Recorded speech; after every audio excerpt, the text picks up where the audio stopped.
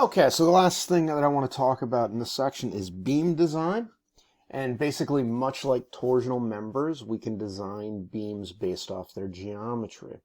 So let's take a look at what is really driving what's going on the beam, and that's maximum stress when we're doing our design. So what is the maximum stress going to be? Well, the maximum stress, we know that stress is MC over I. That would be the maximum moment times C over I, looking at the larger of the two C's.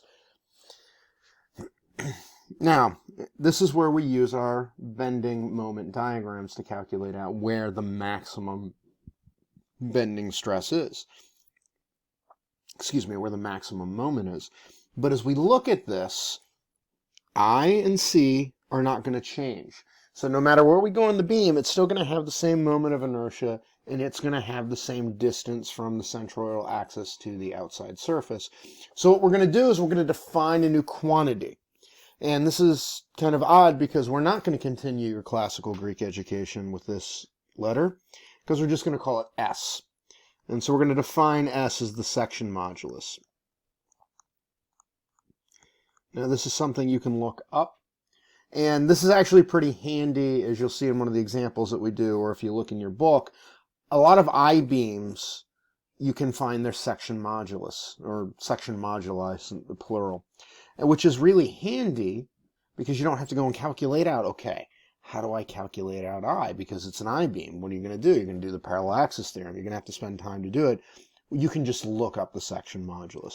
And so we define the section modulus as I over C.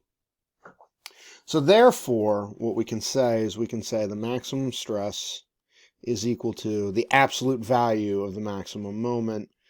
And why am I using absolute value? Because whether it's positive or negative, we just want the absolute biggest one divided by the section modulus.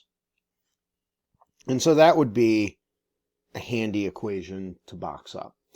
So for proper beam design, what is going to happen is you're going to need the minimum section modulus that is going to withstand the maximum moment that will cause the allowable stress.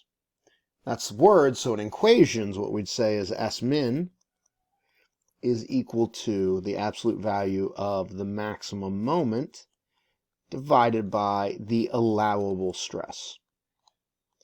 And so once again, this is the minimum. So if you're choosing between, if your section modulus, you calculate it out and it tells you that my section modulus needs to be 95 inches to the third, and you have two beams and one's 90 inches to the third and the other one's 100 inches to the third, well, the minimum would be, you'd have to take the 100 inches to the third because that 95 is your absolute minimum.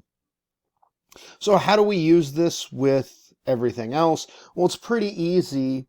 It's basically we just figure out our shear moment, or actually at that point we just figure out our moment diagram to figure out where the maximum shear stress is going to be, or where the maximum moment is going to be. And then once we find the maximum moment, we just plug it in and it's going to tell us which beam that we should choose.